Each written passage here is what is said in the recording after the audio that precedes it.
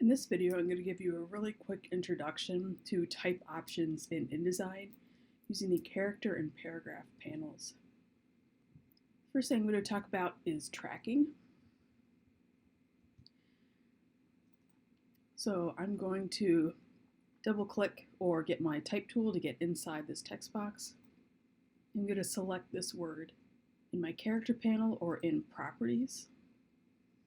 I should automatically have my character panel options when I have type selected.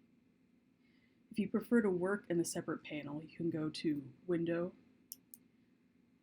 type in Tables, and choose Character, and that individual panel will pop out for you. So tracking is the changing of letter spacing in a group of letters. So I've got a group of letters, this whole word selected. And if I go to this option here, which is the VA in the little white box, I'm going to hold down my Shift key just so that these numbers increase in larger increments, and I will click that little up arrow, and you'll see that those letters get further and further apart. So this may be an effect you see, especially with things like titles. And if you want to make something all caps really quickly and not retype it, you can click this button here.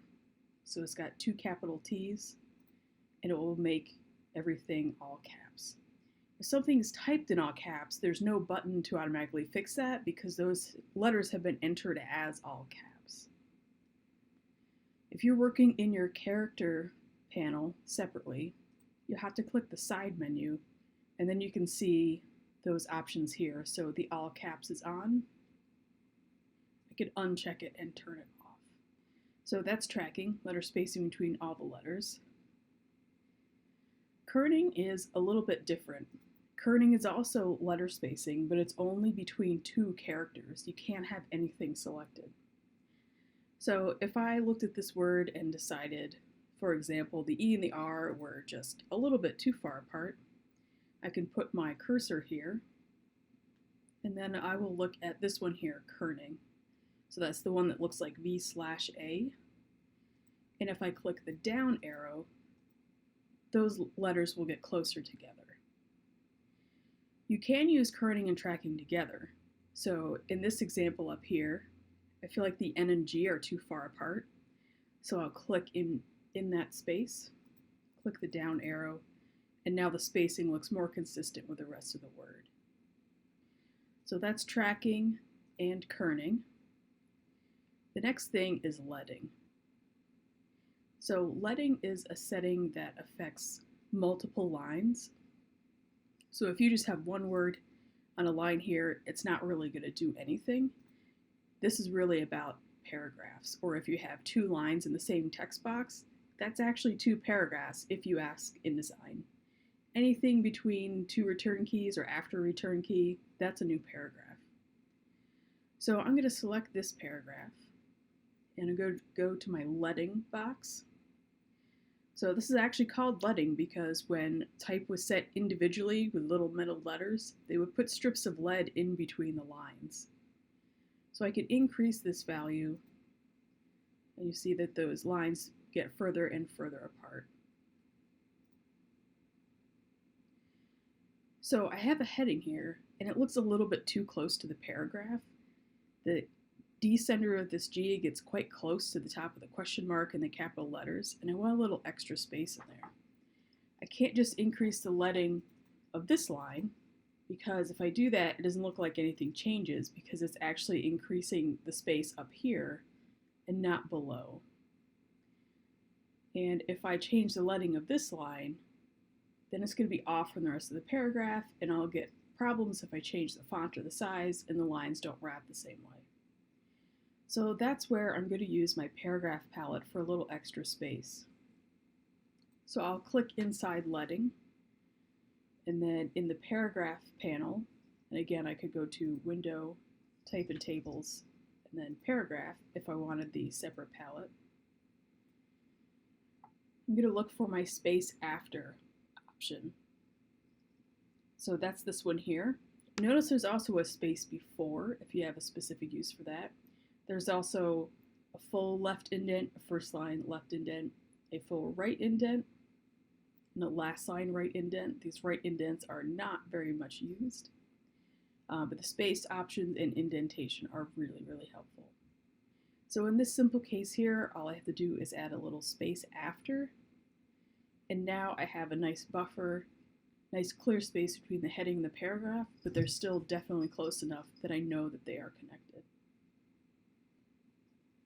The other things I want to point out are actually things you shouldn't use. So I'm going to highlight a word here, and if you look at this box here, it looks like it's going to be like the I or italic button in things like Word. What it actually does is it sort of creates this really false italic that really just doesn't look that good. If it's a one-off and you want to make like a title, like one word like this to be a bit slanted, it's okay, but just know those aren't actually italics. That's just skewing.